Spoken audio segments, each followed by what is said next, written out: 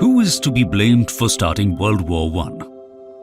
World War I दुनिया का पहला ऐसा वॉर था जिसमें एक अलग लेवल की सफरिंग्स और डेथ विटनेस की गई। इसकी डेवस्टेशन का अंदाजा हम इसी से लगा सकते हैं कि total number of deaths 1.7 crore के लगभग थी। इस वॉर में ब्रिटेन की colonies, Spain, France, Russia, Japan, US जैसी कंट्रीज शामिल थे। इसको हम the great war, the global war और a war to end all wars के नाम से भी जानते हैं। ऐसा माना जाता है कि ये सबसे बड़ी लड़ाई है और आने वाले 50-60 सालों में ऐसी लड़ाई वापस से नहीं होगी। बट इसके 20 साल बाद जब 1939 में सेकेंड वर्ल्ड वॉर हुआ तो इसका नाम बदलकर वर्ल्ड वॉर I रख दिया गया। आज के वीडियो में हम बात करेंगे कि वर्ल्ड वॉर I शुरू कैसे हुआ, कौन कौन सी ग्रुपिंग्स ऑफ कंट्रीज थी और पूरे आफ्टरमैथ में किसे ब्लेम किया जाता है for starting world war I। पर सबसे पहले थोड़ा हमें उस समय की हिस्ट्री को जानना पड़ेगा। Backdrop to world war I। दोस्तों, 19th सेंचुरी के एंड में वेस्टर्न नेशंस सिविलाइजेशन की रेस में सबसे आगे थे। नए नए इन्वेंशंस जन्म ले रहे थे, जैसे कि military, technology, aircrafts, fashion etcetera. इसी बीच कंट्रीज के आपस में ट्रीटीज साइन हो रहे थे, जिसके हिसाब से एक कंट्री पर अगर अटैक होगा तो दूसरी कंट्री उसकी हेल्प के लिए आगे आएगी। काफी सारे अलायंसेस बने। इन अलायंसेस का इंपॉर्टेंस हम आगे समझेंगे कि कैसे इन अलायंसेस ने नेशंस को दो ग्रुप्स में बांट दिया। टेरिटरीज की बात करें तो एक तरफ फ्रांस जर्मनी से एल्जास-लॉरेन वाला पार्ट वापस लेना चाहता था, जो फ्रांस ने लगभग 50 साल पहले एक ह्यूमिलिएटिंग वॉर में हारा था। तो दूसरी तरफ जर्मनी ज्यादा से ज्यादा एरिया अपने रूल के अंदर रखना चाहता था। वहीं ग्रेट ब्रिटेन अपनी नेवल शिप्स को मॉडर्नाइज करने में लगा था। बाल्कन स्टेट्स के नेशंस सच एज बुल्गारिया 1908 में, रोमानिया 1881 में और अल्बानिया 1912 में इंडिपेंडेंट डिक्लेयर हुए थे। इससे बाकी कंट्रीज में नेशनलिज्म का वेव चल रहा था। कुल मिलाकर पूरे यूरोप की सिचुएशन अनस्टेबल हो रही थी और सारे देश एक दूसरे की पीठ पीछे अलायंसेस बनाने में लगे थे। इन सारे इवेंट्स से हम अंदाजा लगा सकते हैं कि वॉर जैसी सिचुएशन क्रिएट होने लगी थी। धीरे धीरे वर्ल्ड की मेजर पावर्स 2 ग्रुप्स में डिवाइड हो गई। एक था एलाइड पावर्स, जिसमें Russia, France, great Britain, USA और जापान था। यूएसए ने 1917 में एलाइड पावर्स को ज्वाइन किया था। दूसरी साइड थी सेंट्रल पावर्स, जिसमें ऑस्ट्रो हंगेरियन एम्पायर थी, जिसे हैब्सबर्ग डायनेस्टी के नाम से भी जाना जाता है। उसके अलावा जर्मनी और मॉडर्न डे टर्की का ऑटोमन एम्पायर था। इस ब्रीफ बैकग्राउंड के बाद अब हम बात करते हैं causes of world war I की। Causes of world war I। दोस्तों, कॉजेज की बात करें तो 4 मेन रीजंस रहे वर्ल्ड वॉर I के। पहला था मिलिटरिज्म। आपस में arms race, machine guns, tank, बड़ी आर्मीज, नेवल शिप्स दुनिया को मिलिटराइज कर रही थी। इसको सपोर्ट कर रहा था ब्रिटेन, यूएसए और जर्मनी के इंडस्ट्रियल कॉम्प्लेक्सेस, जहां मिलिट्री इक्विपमेंट का प्रोडक्शन होता था। सेकेंड रीजन था अलायंस सिस्टम। 19th सेंचुरी में यूरोप में कंट्रीज ने आपस में अलायंस बनाए। 1882 का ट्रिपल अलायंस, जिसके मेंबर कंट्रीज थे जर्मनी, इटली और ऑस्ट्रो हंगेरियन एम्पायर। सिमिलरली 1904 में ऑन्टॉन्ट कोर्डियल नाम का एक अलायंस बना, जिसमें फ्रांस और ग्रेट ब्रिटेन थे, जो 1907 में ऑन्टॉन्ट कोर्डियल ट्रिपल ऑन्टॉन्ट में कन्वर्ट हो गया, आफ्टर इंक्लूडिंग रशिया। मिलिटरिज्म और अलायंस सिस्टम के बाद थर्ड रीजन था इंपीरियलिज्म, मतलब अपने अपने रूल के एरिया को एक्सपैंड करने की दौड़। सारी major powers, Russia, Great Britain, USA etcetera, अपनी कॉलोनीज को एक्सटेंड करने में लगे हुए थे। दोस्तों, अफ्रीका में कॉलोनाइजेशन की ऐसी रेस थी कि उसके लिए हिस्टोरियंस एक टर्म यूज करते हैं, स्क्रैम्बल फॉर अफ्रीका। अफ्रीका उस समय अनएक्सप्लोर्ड था, प्लस चीप लेबर का सोर्स था और साथ ही साथ वहां के डायमंड माइंस इंपीरियल नेशंस की नजर में आ गए थे। मल्टीपल कंट्रीज का इंटरेस्ट अफ्रीका में होने की वजह से आपस में डिफरेंसेस आने लग गए और फिर इनको सॉल्व करने का रास्ता निकाला गया, वॉर। फोर्थ रीजन है नेशनलिज्म। जैसा कि हमने पहले देखा कि 19th सेंचुरी में नेशनलिज्म की वेव यूरोप में चल रही थी। इंडिपेंडेंट नेशंस आजादी से पहले की लड़ाई को ग्लोरी ऑफ वॉर का नाम दे रहे थे। वॉर को इस तरह ग्लोरीफाई किया जा रहा था कि बस ये आखिरी वॉर है, फिर तो इंडिपेंडेंस मिलनी ही है। बाल्टिक स्टेट्स में नेशनलिज्म का वेव अपनी पीक पर था। दोस्तों, इसके अलावा वॉर के कुछ और रीजंस भी रहे, जैसे रशिया और ऑटोमन एम्पायर के बीच स्ट्रेट ऑफ डार्डेनेलीज को कंट्रोल करने की होड़। स्ट्रेट ऑफ डार्डेनेलीज ईजियन सी और सी ऑफ मार्मरा को कनेक्ट करती है। ये एक गेटवे है to the Mediterranean Sea via Black Sea. इसकी स्ट्रेटेजिक लोकेशन ट्रेड की नजर से काफी इंपॉर्टेंट थी। तो ये तो थे कुछ फंडामेंटल रीजंस, बट वॉर का इमीडिएट कॉज क्या रहा, यानी वॉर शुरू कैसे हुआ? आइए जानते हैं वर्ल्ड वॉर 1 का immediate cause. Immediate cause of world war 1। दोस्तों, वर्ल्ड वॉर 1 का इमीडिएट कॉज था ऑस्ट्रो हंगेरियन एम्पायर के आर्च ड्यूक फ्रांस फर्डिनेंड और उनकी वाइफ का assassination. Austro Hungarian empire Europe की रशिया के बाद दूसरी सबसे बड़ी कंट्री थी।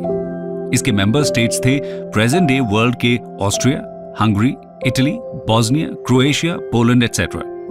आर्च ड्यूक और उनकी वाइफ सारायेवो, जो कि प्रेजेंट डे कैपिटल है बोस्निया एंड हर्जेगोविना की, यात्रा कर रहे थे और 28 जून 1914 को उन पर अटैक हुआ। उनके असैसिनेशन के पीछे हाथ था बोस्निया के गैव्रिलो प्रिंसेप का, जो कि ब्लैक हैंड नाम के ग्रुप का मेंबर था। ऑस्ट्रो हंगेरियन एम्पायर को उस वक्त ऐसा लग रहा था कि इस असैसिनेशन के पीछे सर्बिया का हाथ है, क्योंकि black hand group Serbia based था।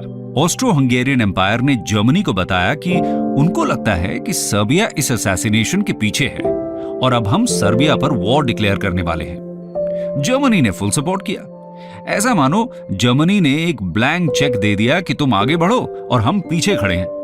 और फिर ऑस्ट्रो हंगरी ने कुछ ह्यूमिलिएटिंग टर्म्स पर सर्बिया के साथ अग्रीमेंट करना चाहा। सर्बिया ने अग्रीमेंट मानने से मना कर दिया और फिर ऑस्ट्रो हंगरी ने सर्बिया पर वॉर डिक्लेयर कर दिया।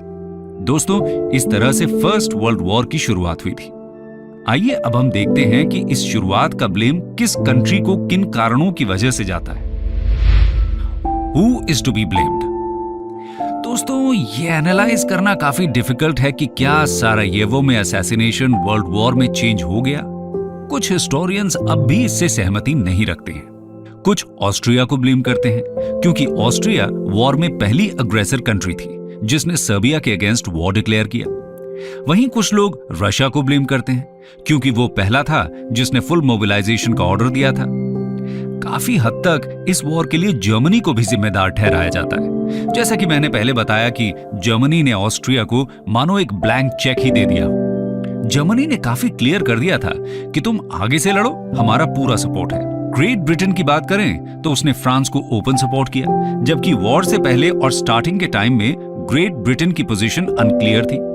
तो दोस्तों, क्या हम ये कह सकते हैं कि अगर ग्रेट ब्रिटेन पहले ही फ्रांस को सपोर्ट डिक्लेयर कर देता तो क्या पता जर्मनी अपनी आर्मी के साथ मार्च ही नहीं करता और फाइटिंग केवल ईस्टर्न यूरोप तक ही रिस्ट्रिक्टेड रहती।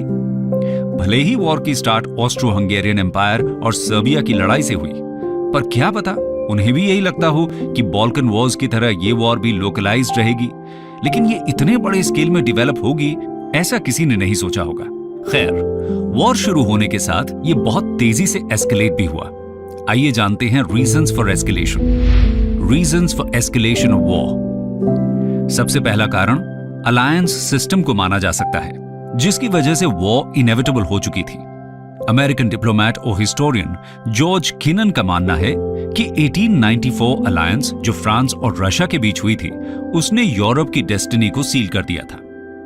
अलायंसेस की वजह से एक म्यूचुअल सस्पिशन वाली सिचुएशन इवॉल्व होने लग गई थी दोनों अपोजिंग कैंप्स के बीच में। और एक वक्त ऐसा आ गया जहां से अपनी फर्दर ह्यूमिलिएशन रोकने का बस एक ही उपाय था, वॉर। एस्केलेशन की दूसरी वजह मानी जा सकती है जर्मनी और ब्रिटेन के बीच की नेवल रेस। जर्मनी इस बात को बिलीव करता था कि सी पावर काफी इंपॉर्टेंट है एक सक्सेसफुल एम्पायर के बिल्डअप के लिए। 1906 की ड्रेडनॉट बैटलशिप उस समय की सबसे एडवांस्ड शिप्स में से थी। 1914 में दोनों कंट्रीज एक इक्वल फुटिंग पर आ गए थे और खुद के जहाजों को सुपीरियर प्रूव करने में किसी कंट्री ने कोई कसर नहीं छोड़ी। तीसरी वजह, एक थियरी दी जाती है कि वर्ल्ड वॉर 1 दुनिया में इकोनॉमिक मास्टरी के डिजायर के लिए लड़ी गई। जर्मन बिजनेसमैन और कैपिटलिस्ट ग्रेट ब्रिटेन के अगेंस्ट वॉर करना चाहते थे। मार्क्सिस्ट हिस्टोरियंस इस थियोरी के फेवर में है, क्योंकि इस वॉर का पूरा ब्लेम एक कैपिटलिस्ट सिस्टम को जाता है जर्मन हिस्टोरियन जेरार्ड रिटर मानते हैं कि जर्मनी का the Schlieffen plan of 1905-1906 extremely risky था। इस प्लान के हिसाब से जर्मनी फ्रांस और रशिया को एक साथ हराना चाहती थी। चाहे आउटकम जो भी हो, हम कह सकते हैं कि यह प्लान एक डिजास्टर की शुरुआत थी for both Germany and Europe. Escalation की चौथी वजह मिसकैलकुलेशन मानी जा सकती है। ऑस्ट्रिया के पार्ट पर एक मेजर मिसकैलकुलेशन ये सोच लेना रहा कि अटैक के बाद रशिया सर्बिया को सपोर्ट नहीं करेगा। दूसरी तरफ जर्मनी का अनकंडीशनल सपोर्ट टू ऑस्ट्रिया, जिसमें किसी ने यह नहीं सोचा होगा कि मोबिलाइजेशन का मतलब वॉर ही हो जाएगा। मिलिट्री जनरल्स की बात करें तो उनसे भी एक मिसकैलकुलेशन हुई कि उन्हें लगता था कि अगर जल्दी जीत हासिल करनी है तो फुल ब्लोन फोर्स के साथ ही मिलेगी। दोस्तों, ये मिसकैलकुलेशंस इस हद तक थी कि Australian historian LCF Turner world war 1 को एक अ ट्रेजेडी ऑफ मिसकैलकुलेशन कहते हैं। कंक्लूजन, दोस्तों, इन सारी कंट्रीज के कारनामों और करतूतों से हम ये बोल सकते हैं कि वॉर का मेन रीजन बस एक ही था कि ज्यादा से ज्यादा टेरिटरी अपने कंट्रोल में ली जाए। कुछ कंट्रीज ने ज्यादा अग्रेशन होकर अनफेयर मीन्स का भी इस्तेमाल किया, पर कहीं ना कहीं सारी कंट्रीज ने ग्रीडी एक्ट किया, जिस वजह से ये वॉर उस वक्त की हिस्ट्री में सबसे बड़ी वॉर बन गई। इस वॉर में न केवल मिलिट्री और रेशियल सुप्रीमेसी की होड़ लगी थी, बल्कि जिस तरह से उस टाइम के लीडर्स ने इस सिचुएशन को हैंडल किया और वॉर बढ़ती ही चली गई, इसे all time disastrous leadership failure भी बोला जा सकता है। आज भी इस वॉर के लिए ब्लेम करने को लेकर एक कंसेंसस नहीं बन पाया है। अगर जर्मनी अपने अग्रेसिव बिहेवियर के लिए रिस्पॉन्सिबल है, तो रशिया ज्यादा से ज्यादा आर्म्स बिल्डअप के लिए रिस्पॉन्सिबल था।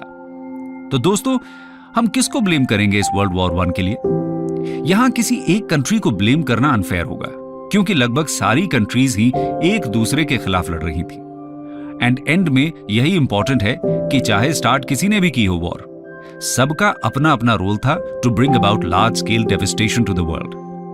वर्ल्ड वॉर 1 से एक मैसिव सोशल अपहीवल हुआ, क्योंकि लाखों महिलाएं वर्कफोर्स में एंटर हुई टू रिप्लेस मेन जो वॉर में गए थे और कभी लौटकर नहीं आए।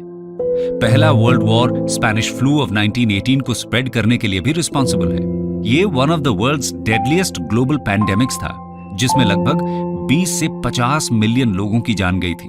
बहुत सारे मिलिट्री कॉन्फ्लिक्ट से रिलेटेड टेक्नोलॉजीज जैसे machine guns, tanks, aerial combat and radio communications का मैसिव स्केल पर इंट्रोडक्शन भी वर्ल्ड वॉर 1 के दौरान ही हुआ था।